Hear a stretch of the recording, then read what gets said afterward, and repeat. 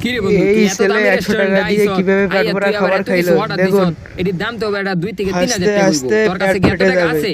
হ টাকা তো আছে, এই যে দেখ। আরে বেটা 100 টাকা, এই 100 টাকাতে কি হইবো? আরে তুই খা, বাকিটা আমি দেখ খালো মনে। আচ্ছা ঠিক আছে, আমি খাইলাম, কিছু হইলে তুই রিক্কা লবি।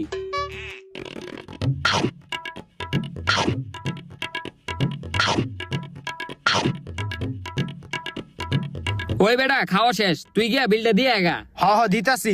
এই ওইটার কয় টাকা বিল হইছে? স্যার 2000 টাকা হইছে। কি এতটুকু খাওয়ানোর ভিতরে কি 2000 টাকা বিল হয়? এ তোমার ম্যানেজারকে, ম্যানেজারের ডাক দাও। ম্যানেজার স্যার আপনার ডাকে। কি হয়েছে মারুফ স্যার, আপনাদের কোনো সমস্যা?